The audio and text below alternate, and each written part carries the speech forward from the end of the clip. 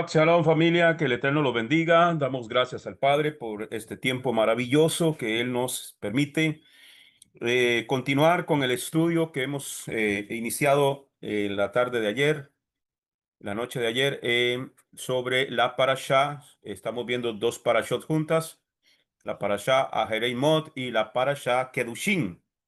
Amén, que es Ajereimot, que significa después de la muerte, y Kedushin, que significa santos. Vamos a orar para continuar con el estudio de estas dos parashot.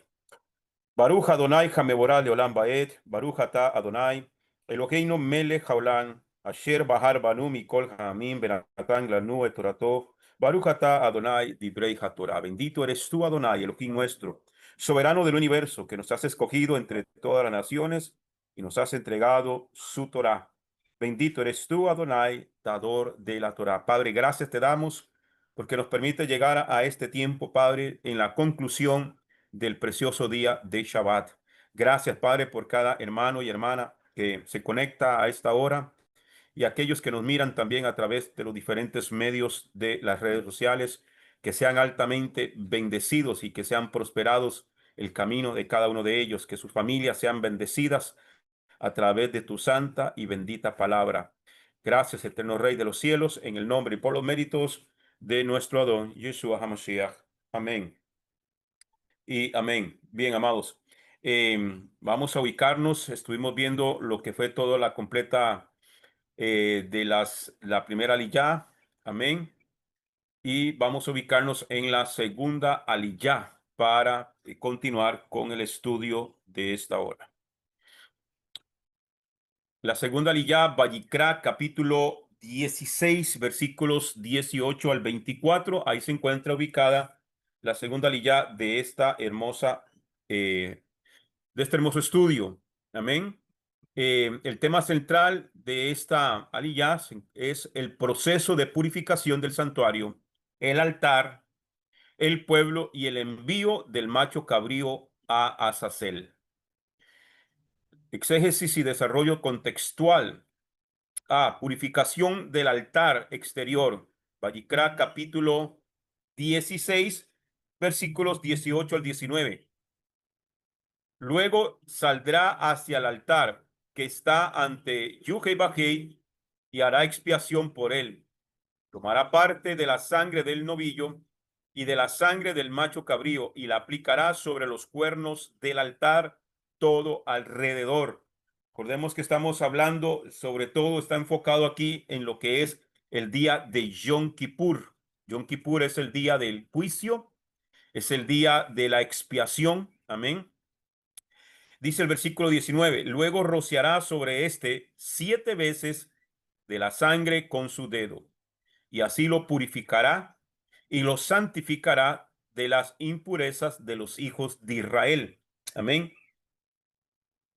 El sumo sacerdote, el Cohen Hagadol, el sumo sacerdote, sale del lugar santísimo y purifica el altar de bronce usado para los sacrificios diarios. Usa sangre del novillo y del macho cabrío. Rocía 7 veces para simbolizar purificación total. ¿Ok? Eso es el rociamiento. Lo explicamos anoche. Amén. Que él con la sangre del sacrificio, él metía la punta de su dedo y se aplicaba 7 veces. ¿Ok? Sobre lo que iba a ser expiado, lo que iba a ser purificado con la sangre. El término que se utiliza en el sistema religioso en decir me cubro con la sangre de Cristo no tiene asidero bíblico. En ninguna parte de la Biblia dice que hemos sido bañados o lavados con la sangre de Cristo. No. Hemos sido rociados con la sangre del Cordero. ¿Ok? Basado en estos principios de la Torá, de lo que tiene que ver el sacrificio y la purificación, la santificación y la expiación por la sangre de los sacrificios. Entonces, cuando una persona dice me cubro con la sangre de Cristo, no tiene asidero bíblico, y eso se utiliza mucho dentro del sistema religioso. Eso se ha tomado como un amuleto de la buena suerte. así vaya a donde vaya, así vaya a robar o se vaya para a meter a una fiesta pagana, mundana, mi hijito, vaya y te cubro con la sangre de Cristo. Mamá, voy para el baile. Bueno, vaya, mi hijito, te cubro. Vaya, mi hijita, te cubro con la sangre de Cristo. Mamá, esta noche me voy a ir a quedar allá en la casa de mi novio. Ay, bueno, está bien, mi hijita, te cubro con la sangre de Cristo, sin vergüenza. Imagínese. Eso no tiene asidero bíblico por ninguna parte. El énfasis no está solo en el perdón. Este altar representa la conexión entre el pueblo y Dios mediante el sacrificio.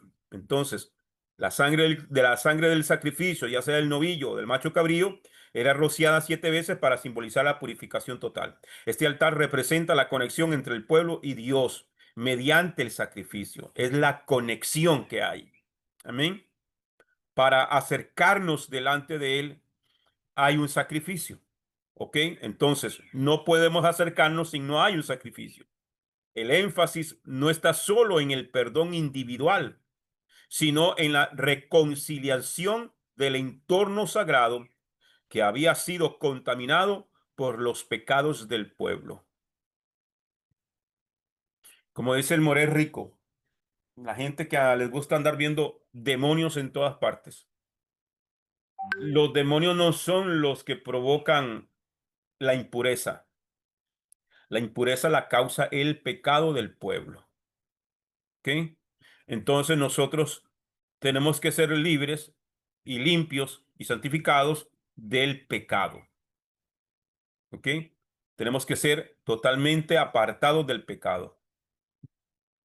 Entonces, donde no hay pecado, no puede morar un demonio. Un hijo de Dios que vive en santidad, en santificación, que ha sido purificado y vive bajo los principios de la Torá, no puede tener espíritu inmundo, no puede estar endemoniado, no hay conexión. ¿Cuándo es que una persona se somete a las ataduras de los demonios? Cuando hay pecado.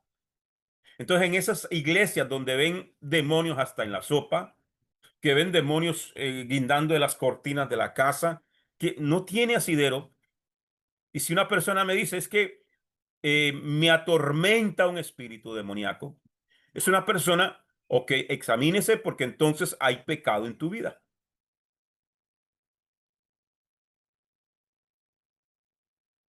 El énfasis no está solo en el perdón individual, sino en la reconciliación del entorno sagrado que había sido contaminado por los pecados del pueblo.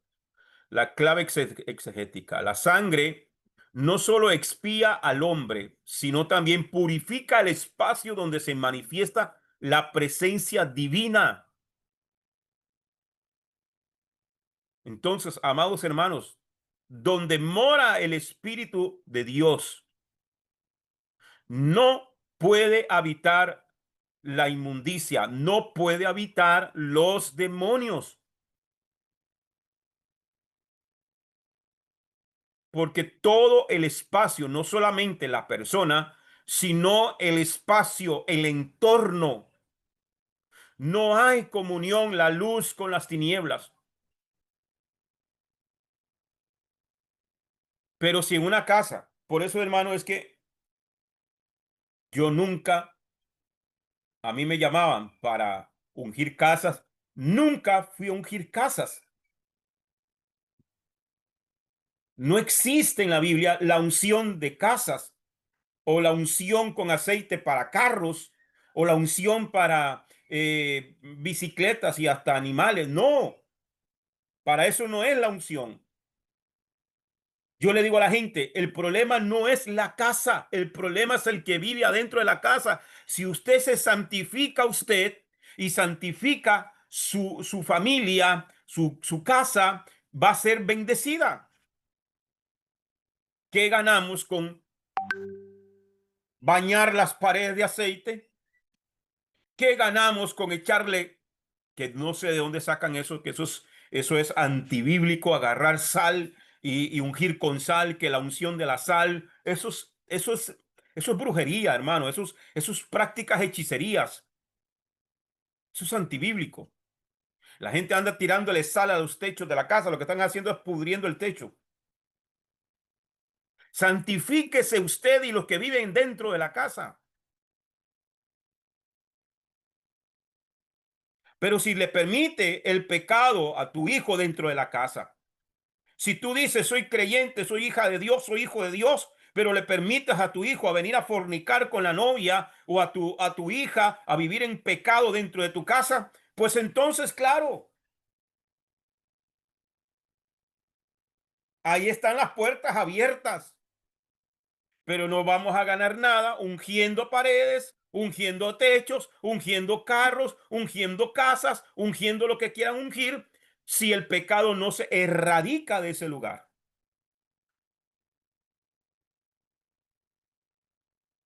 El pecado tiene efectos más allá de del alma individual. Contamina el entorno comunitario y sagrado. El macho cabrío para Azazel, Vallicrá capítulo, Levítico capítulo 16, versículos 20 al 22.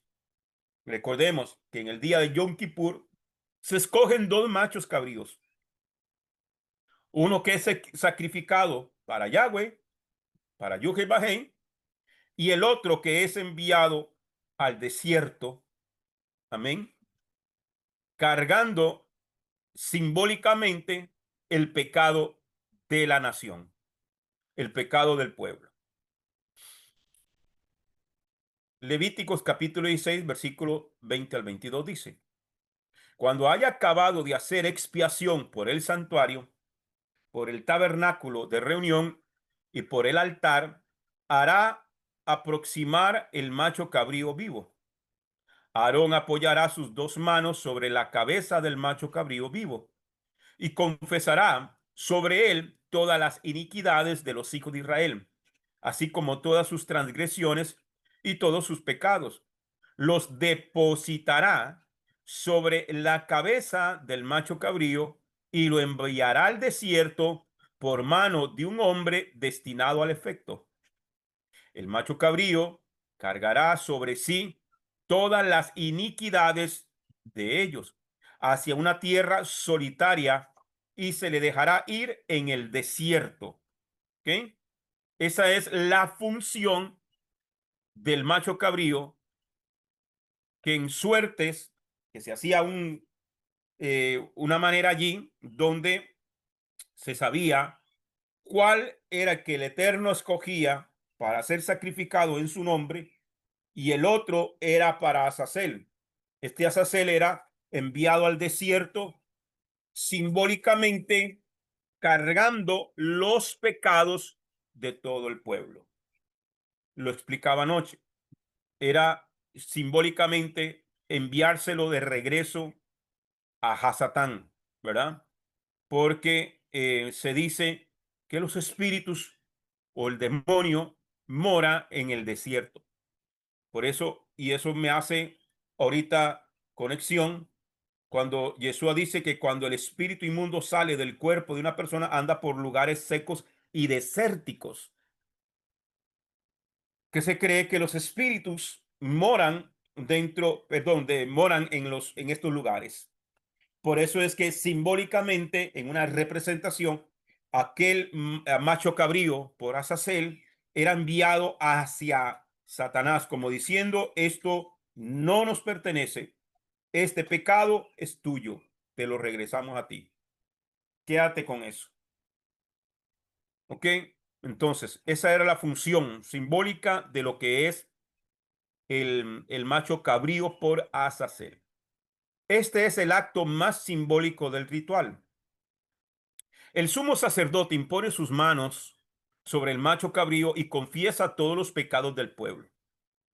El macho cabrío los lleva sobre sí, carga el pecado del pueblo a un lugar deshabitado en el desierto.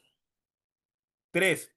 Un hombre designado lo conduce lejos, fuera del campamento, simbolizando la remoción del pecado. Alejar el pecado, ese era el simbolismo. alejar el pecado del pueblo. Llévate esa carga. Aspecto cultural, desde el contexto cultural y halágico, ¿ok? Halágico es la explicación de la ley. En el segundo templo, en el contexto del segundo templo, en el contexto del templo, en el segundo templo, el macho cabrío era llevado hasta un precipicio en el desierto de Judea, según lo encontramos en la Mishnah Yomá 66, perdón. En la Mishnah, en el tratado Yomá, en el capítulo 6, verso 6, se dice que para el segundo templo del primer siglo, quiere decir para la época de Yeshua, se practicaba esto. No solamente era enviado al desierto, sino que se llevaba al desierto, era bien lejos, y allá en un precipicio lanzaban ese macho cabrío y allá moría, cargando el pecado del pueblo, fuera del campamento, fuera de Israel, o ya alejando el pecado. Entonces, el nombre Azazel ha sido interpretado, ok, perdón, el ritual era visto como un acto nacional de arrepentimiento colectivo, o no solo simbólico. El nombre Azazel ha sido interpretado como lugar árido, también como ser espiritual, según algunos textos apócrifos. Pero en este contexto representa el acto de expulsar la impureza al caos. ¿Ok? Y eso cae en la esfera de caos y orden. ¿Ok? Entonces, caos y orden. Cuando hay pecado, hay caos. Cuando se aleja el pecado, viene el orden a nuestras vidas. Entonces cae en esta esfera de la metodología del Moré Rico Cortés en caos y orden. También estamos utilizando lo que son convenios y honor y vergüenza, nueva creación, impureza moral y ritual. ¿Ok? Casi que en todo este parashá vemos todas las esferas. Bien, entonces, cambio de vestidura y baño ritual. Vayikra, capítulo 16, versículos 23 al 24. Levítico 16, 23 al 24. El sumo sacerdote cambia sus vestiduras blancas de lino y se baña en agua sagrada, regresando a sus vestiduras de oro para el servicio exterior. Recordemos que en Yom Kippur el sumo sacerdote tenía que entrar al lugar santísimo solo con su vestimenta de color blanco, ¿ok? Y ya cuando va a hacer el servicio afuera, tiene que hacer una tevilá, amén, que ese es el baño en aguas sagradas, hacer una tevilá, limpiarse, de hacer una limpieza ritual, amén, y se vuelve a vestir las vestiduras de oro para el servicio exterior. Esto marca el cierre del ritual más sagrado del año, el Moed más sagrado, más tenso también, el de mayor preocupación es el Moed de Yom Kippur o Yom HaKippurim. Ese es el día más solemne porque es estar literalmente entre la vida y la muerte, entre que Dios acepte el sacrificio y que perdone al pueblo. Amén. El día del juicio, el día del juicio será en un Yom Kippur. ¿Cuándo Dios nos va a llamar a juicio? En un día de Yom Kippur.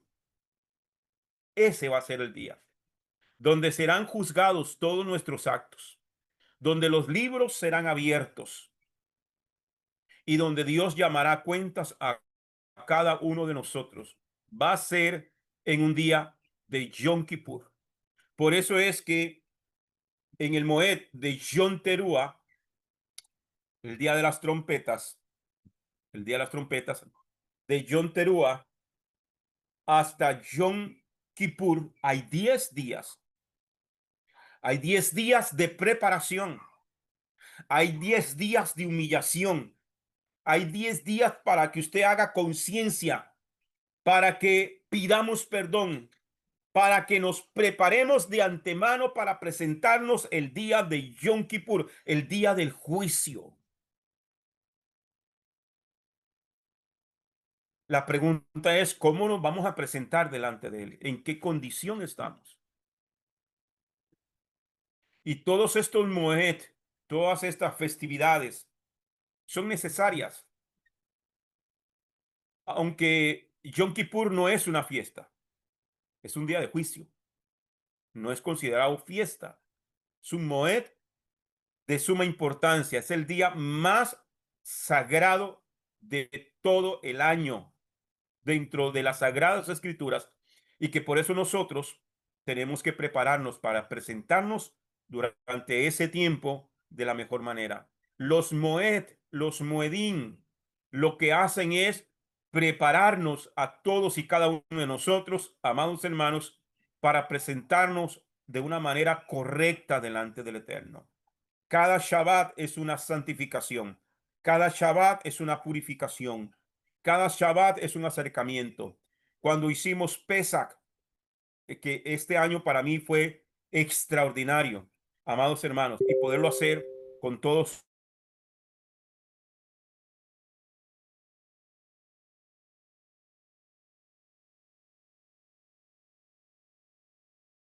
ustedes, fue algo que quiera el Eterno y nos dé la oportunidad de poderlo hacer juntos en algún lugar, juntos como congregación, juntos como familia, juntos para poder celebrar. Desde ahí comienza, amados hermanos, y la cuenta del Homer, todo tiene un simbolismo que nos lleva para podernos presentar el día del juicio de la mejor manera. Así que, hermano, como le dije ayer, haga su conteo del Homer, vaya día con día, hermano. Ya estamos a más de la mitad de la cuenta del Homer. Esto nos ayuda a nosotros a crecer espiritualmente. Pareciera algo, el que lo toma como que no tiene nada de importancia, está totalmente equivocado. Pero cada uno, hermano, sabrá cómo lleva su vida espiritual. Ok, entonces, el sumo sacerdote cambia sus vestiduras blancas de lino y se baña en agua sagrada, regresando a sus vestiduras de oro para el servicio exterior. Esto marca el cierre ritual más sagrado del año. Solo después de la purificación personal puede volver al servicio común. Solo después de la purificación personal puede volver al servicio común. Qué simboliza eso? ¿Qué simbolismo tiene? Vestirse y desvestirse representa los diferentes roles del mediador. Humildad al entrar ante Dios. Gloria al salir ante el pueblo. Porque el sacerdote, el Cohen Hagadol, el sumo sacerdote, entraba al lugar santísimo de la manera, hermano, más humilde, reconociendo su humanidad, reconociendo, amados hermanos, primeramente haciendo expiación por sus propios pecados y por los de su casa, los de su familia, presentarse en una total reverencia, en un total respeto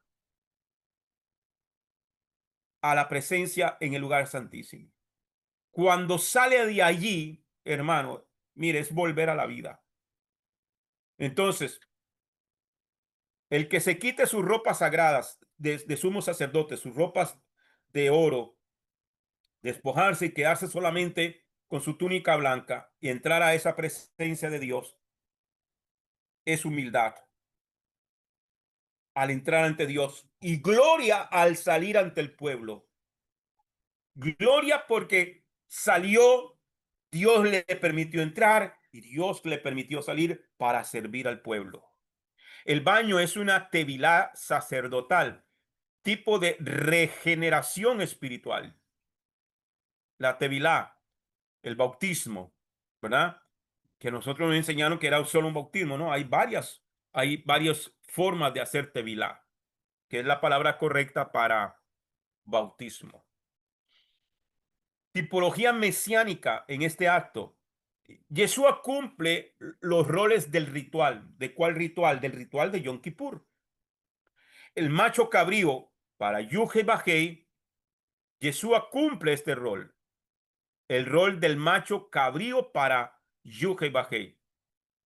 El del macho cabrío para Yuhe Bajei, cuya sangre expía, cuya sangre hace expiación del pecado.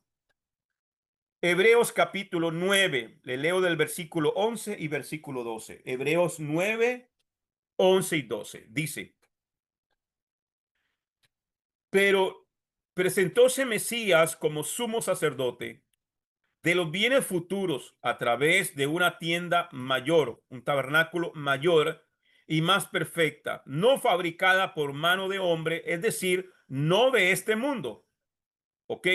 Yeshua se presenta ante el tabernáculo o el Mizcán o el santuario, como se quiera llamar, no en esta tierra, porque Yeshua nunca entró al lugar santísimo en el tabernáculo de la tierra. ¿A dónde entra Yeshua? Al de arriba, al del cielo. ¿Ok? Sigamos leyendo. Y presentóse Yeshua como sumo sacerdote de los bienes futuros a través de una tienda mayor y más perfecta del tabernáculo, no fabricada por mano de hombre, es decir, no de este mundo.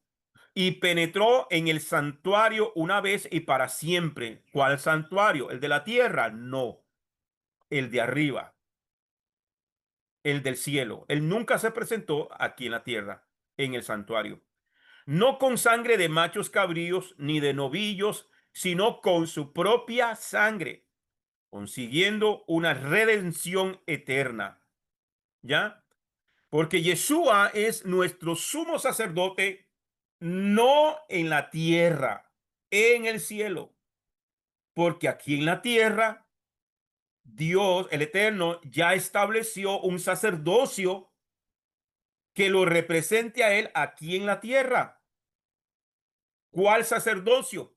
El sacerdocio levítico, que son los únicos que tienen la autoridad para hacer todo este ritual y todo lo que conlleva de las ofrendas y sacrificios en el templo. Solamente los sacerdotes levitas, ¿ok?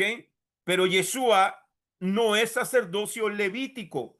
Yeshua es sacerdote conforme al orden de Melquisedec, el que se presenta arriba, ¿ok? Eso es un tema para otro día, pero yo espero que me comprendan lo que quiero decirle.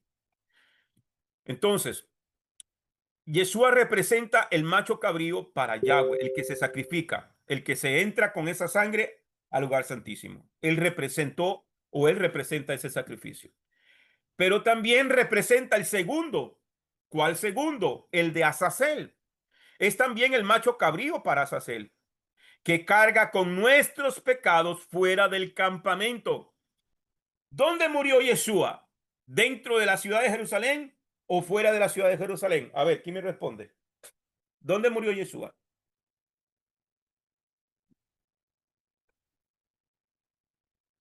¿Dónde murió Yeshua? ¿Ah? ¿Dónde fue? Él no fue puesto en el altar, él fue sacrificado afuera, ¿cierto?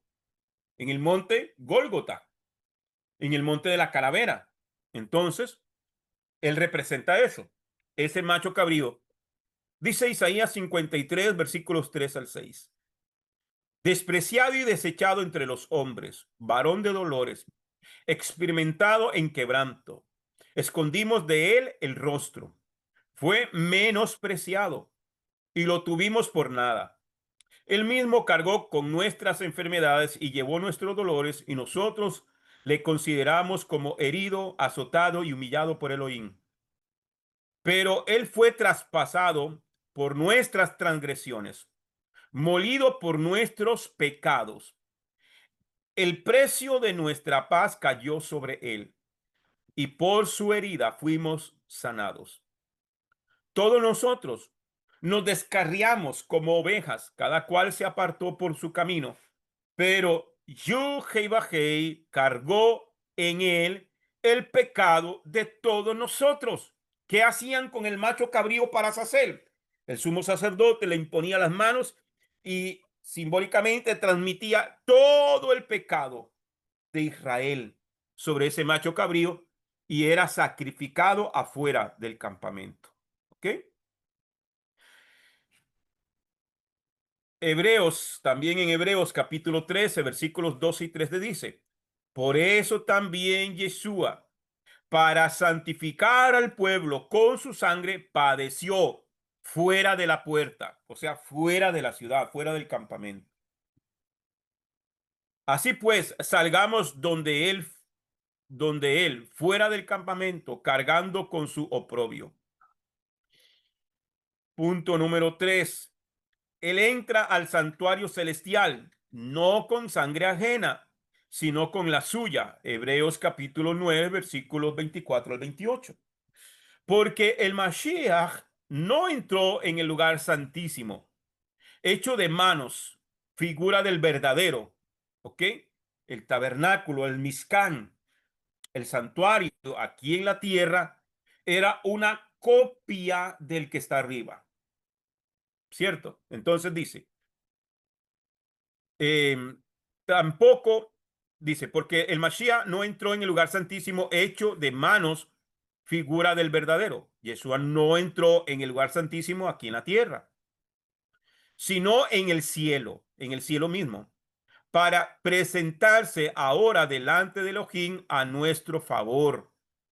Él va y se presenta en el Mishkan de arriba, en el santuario celestial, con su propia sangre para interceder por nosotros ante Elohim. Versículo 25. Tampoco entró para ofrecer muchas veces a sí mismo, como entra cada año el sumo sacerdote en el Santísimo con sangre ajena. ¿Cuál sangre ajena? La de los machos cabríos y de los toros. De otra manera, Jesús a cambio entra con su propia sangre en el tabernáculo celestial. De otra manera, le habría sido necesario padecer muchas veces. El sacrificio de Yeshua fue perfecto. No así en la tierra, que todos los años había que hacer el mismo sacrificio, el mismo sacrificio, el mismo sacrificio, para que el pueblo fuera perdonado por todo el año. Yeshua hizo un sacrificio una sola vez y para siempre, para perdón de nuestros pecados. De manera Versículo 26. De otra manera, le habría sido necesario padecer muchas veces desde la fundación del mundo. Pero ahora, Él se ha presentado una vez para siempre al fin de los siglos, para quitar el pecado mediante el sacrificio de sí mismo. Entonces, tal como está establecido que los hombres mueran una sola vez y después el juicio. Así también el Mashiach fue ofrecido una sola vez para quitar los pecados de muchos.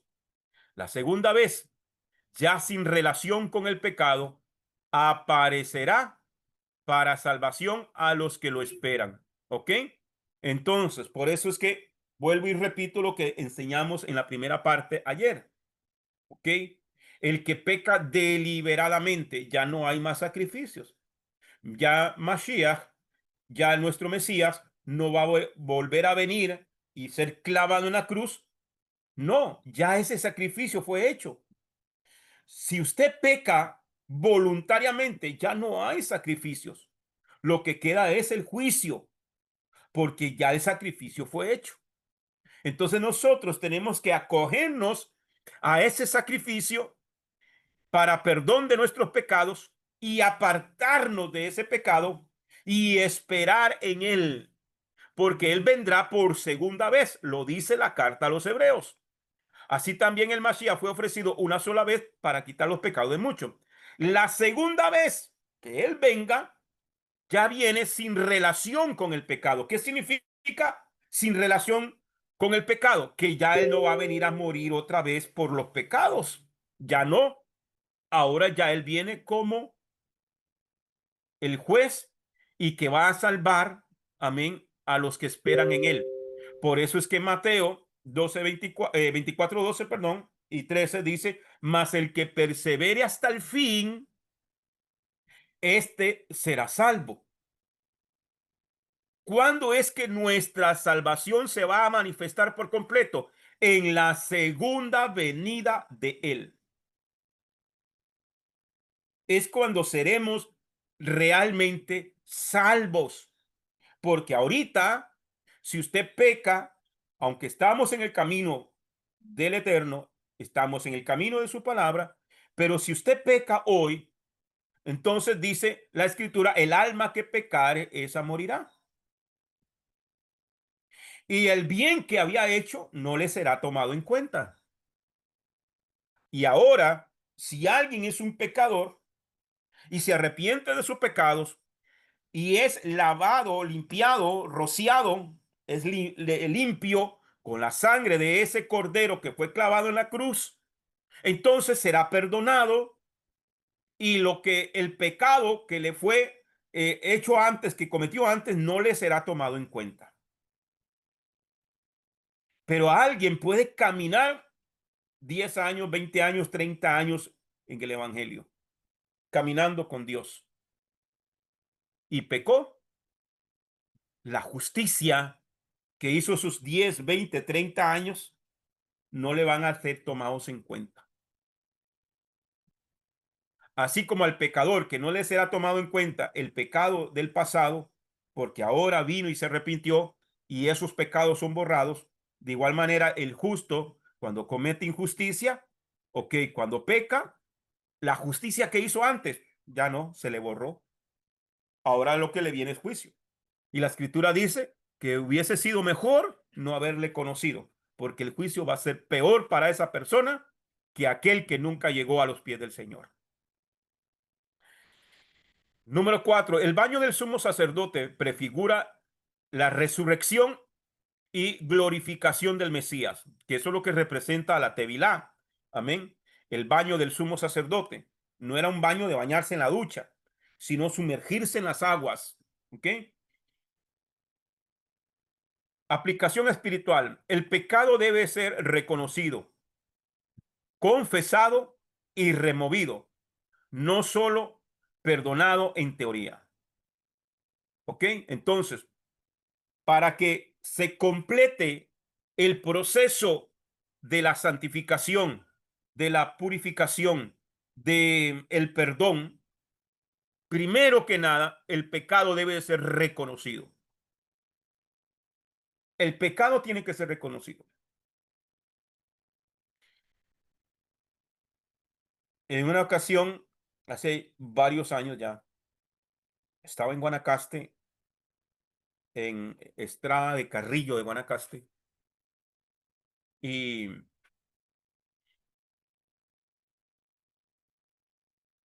había un aguacero de aquellos hermanos, y la habitación que me dieron eh, no tenía vidrio ni nada, entonces entraba el viento y yo decía, qué rico para dormir.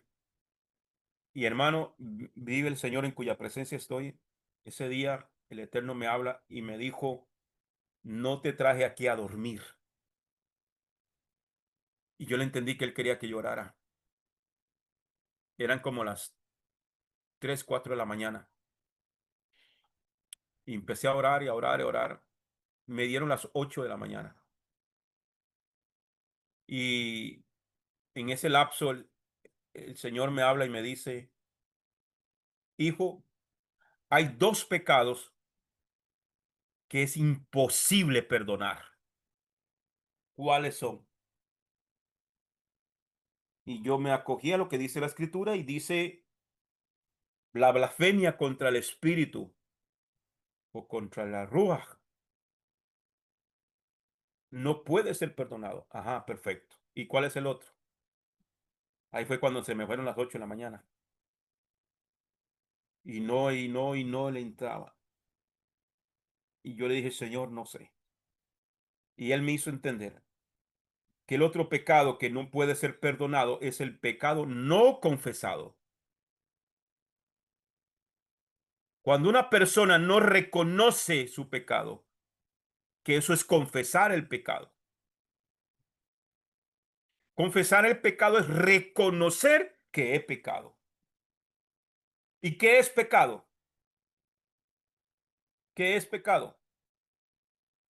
Pecado es violación a la ley de Dios. Eso es pecado. Amén. Eso es el pecado. Primera de Juan, capítulo 3 versículo 4 lo dice. Primera de Juan, capítulo 3 versículo 4. Pecado es transgredir la ley de Dios. Si yo no reconozco mi pecado, si yo no reconozco que he violado la ley de Dios, el pecado no puede ser removido de mi vida. Eso es como querer ayudar a una persona que tiene problemas de vicio, cualquiera que sea, alcohólico, drogadicto, cualquiera que sea. Nadie lo puede ayudar hasta que esa persona no reconozca que necesita ser libre de esa atadura. Entonces, una persona que no reconoce su pecado, no lo confiesa, porque eso es la confesión, reconocimiento. Entonces, el pecado debe ser reconocido, confesado y removido. No solamente en teoría perdonado. ¿Y por qué digo en teoría perdonado? Porque en el sistema religioso le dicen a usted, haga la oración del pecador. Padre, me confieso delante de ti, reconozco que he pecado. Pero si no se le enseña qué es pecado, ¿qué pecado está reconociendo? Por eso es que usted habla con gente y dice, no, yo no he cometido ningún pecado. Y es un adúltero o es una persona que tiene su negocio y hace trampa en los negocios. Todo eso es pecado, la Biblia lo dice.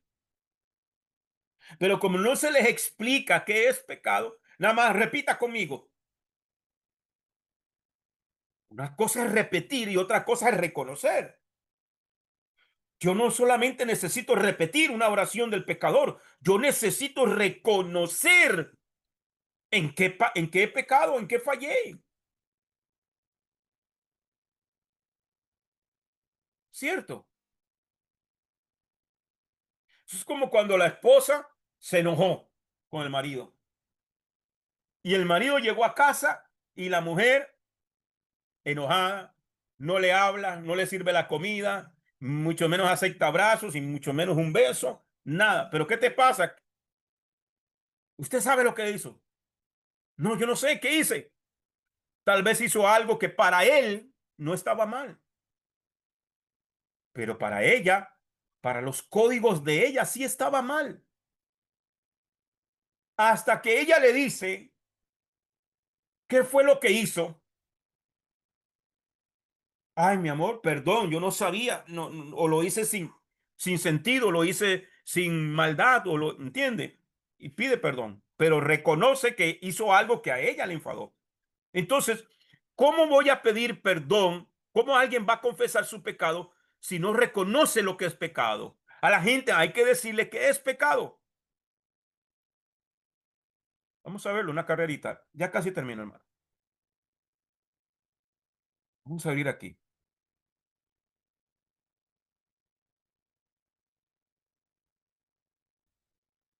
Vamos a buscar esta cita porque quiero que los hermanos en el video lo vean. Vamos a buscar Primera de Juan. Primera de Juan.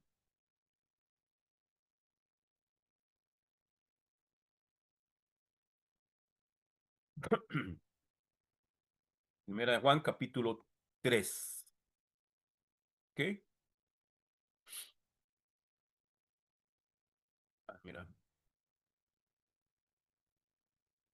Primera de Juan, capítulo 3 es este.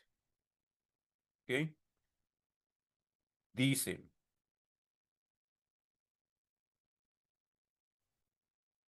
versículo 4. Sí lo ven ahí, ¿verdad? Ustedes ven bien la letrita. Dice, todo el que practica el pecado, practica también la infracción de la ley. ¿Ok? La versión hebrea es Torah, que sería la forma más correcta, que significa instrucciones. ¿Ok? Todo el que practica pecado, practica también la infracción de la ley. ¿De cuál ley? De la ley de Dios. Pues el pecado, ¿qué es pecado? El pecado es infracción de la Torá, infracción de la ley de Dios. Eso es pecado. Entonces, a la gente hay que enseñarle qué es el pecado, para que entonces reconozca cuál es su pecado, pueda confesarlo, pueda arrepentirse, porque sin arrepentimiento no hay remoción de pecado. Sin arrepentimiento no hay perdón de pecado. Entonces, para que podamos alcanzar ese perdón, tenemos que reconocer, amén, y para que podamos recibir ese perdón, hay que confesar ese pecado. Entonces, el pecado es ser reconocido, confesado y removido, no solo perdonado en teoría. No es simplemente hacer una oración y ya soy salvo. No, porque hay gente que ha hecho la oración. ¿Cuántos quieren aceptar a Cristo? Y casi que los obligan a levantar la mano, casi que los llevan arrastrados hasta el frente y haga esta oración conmigo. Y mucha gente va sin querer ir. Haga esta oración conmigo. Hizo la oración ahí contra los dientes y le dice el predicador o el pastor de la congregación, ya usted es salvo. No, no, porque no ha reconocido su pecado. Y como no sabe que es pecado, porque no le enseñan, nada más le enseñaron a aceptar a Cristo. ¿Sí lo están entendiendo? Entonces, toda la comunidad necesita ser restaurada, no solo el individuo. ¿Qué es esta otra cosa aquí, hermano? Que a nosotros nos dijeron, la salvación es personal. No, la salvación es comunitaria. Por eso dice la escritura que todo Israel será salvo. Porque al único pueblo que se le extiende el regalo de la salvación es a Israel. Cuando nosotros venimos al Señor y somos injertados en Israel, entonces es que se nos acoge esa promesa que se le da a Israel. El creyente está llamado a una vida de santidad, ser kadosh, ¿ya? Que es de donde traducen la palabra santo, kadosh, del hebreo kadosh, que significa apartado, consagrado, dedicado. Eso significa kadosh o santo. ¿Apartado de qué? Apartado del mundo para Dios. Por eso es que el apóstol Pablo dice, de modo que si alguno está en Cristo, de modo que si alguno está en Mashiach, nueva criatura es. Nueva criatura es. Las cosas viejas pasaron y ahora todas son hechas nuevas. Somos una nueva creación, una nueva criatura, una nueva creación. ¿Ok? Nueva creación. Aquí. Somos una nueva creación. Pero para eso necesitamos reconocer nuestra falta, nuestro pecado y santificarnos. apartarnos, no volver a repetir los mismos pecados, no volver a caer en lo mismo, porque ahora somos una nueva creación, nueva criatura. Amén. Una nueva criatura. Vamos a verlo rápidamente. Vamos a buscarlo en beneficio a los que están en casa escuchando y viéndolo por el video. Primera de Corintios. Voy a buscarlo acá. Primera de Corintios, capítulo 5. Primera de Corintios, capítulo 5, versículo 17. Mm, Segunda de Corintios, perdón. Segunda de Corintios, capítulo 5, versículo 17. Ahora sí, aquí está. De modo, de modo que si alguno está en Cristo, de modo que si alguno está en Yeshua, en Mashiach, nueva criatura es. Las cosas viejas pasaron. Ahora han sido hechas nuevas. Todo es nuevo. Amén. Por eso es que tenemos que despojarnos del viejo hombre.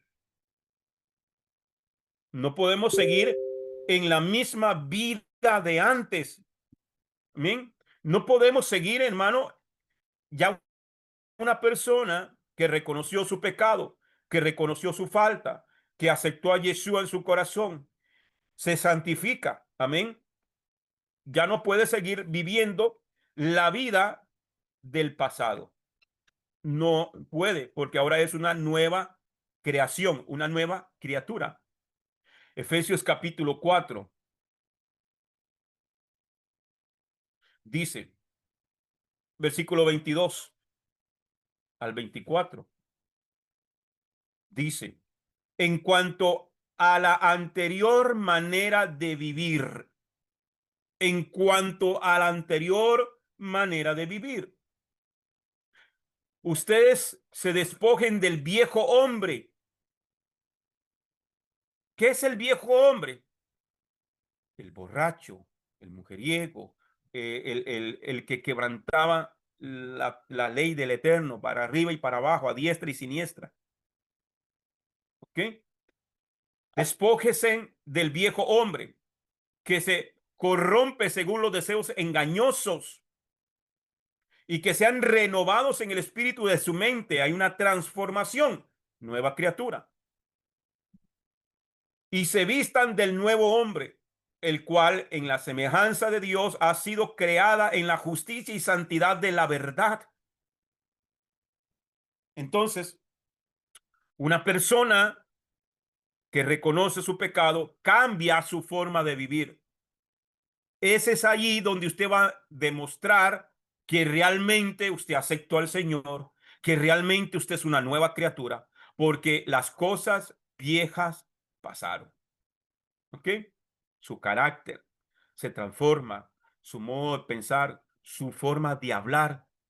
Y es ahí donde viene una transformación hasta en su forma de vestir, hasta en la forma de comer, hasta en la conversación, hasta en los lugares que antes visitábamos de mala vida, ahora ya no. Entonces, mire, todo cambia en nuestras vidas.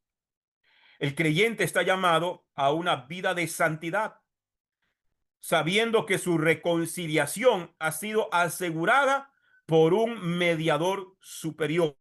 ¿Cuál es ese mediador? Yeshua HaMashiach, que hoy intercede por usted y por mí en el santuario celestial. Bien, amados, alcanzó el tiempo hasta aquí. Vamos a dejarlo acá para que no quitarles más tiempo. Yo espero que lo que hemos visto de estas dos parashot juntas, que es Parashá Kedushin, Parashá Ajeremot y Kedushin, amén, haya sido de mucha bendición. Si alguien tiene alguna consulta o algún comentario, puede hacerlo, familia, y si pues no, oramos y nos despedimos. Amén. Todo clarito.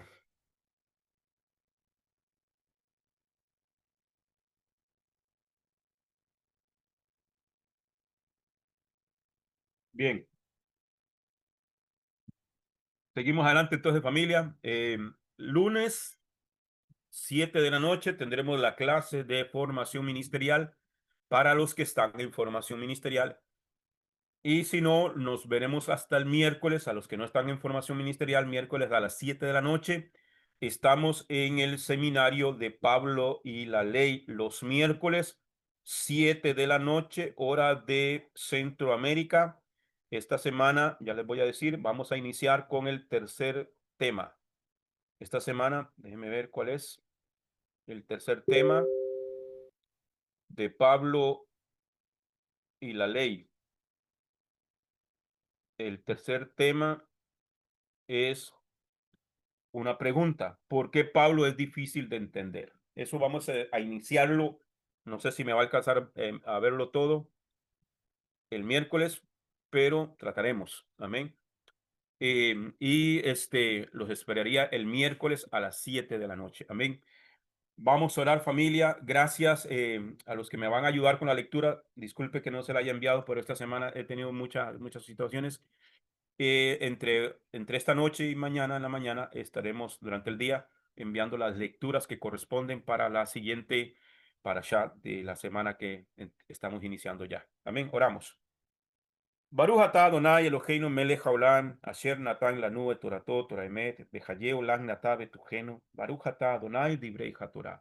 Bendito eres tú, Adonai, Elohim nuestro, soberano del universo, que nos has entregado su Torah, una Torah de verdad y que ha implantado en nuestro interior la vida eterna. Bendito eres tú, Adonai, dador de la Torah. Gracias, Padre, en el nombre de y por los méritos de Yeshua HaMashiach.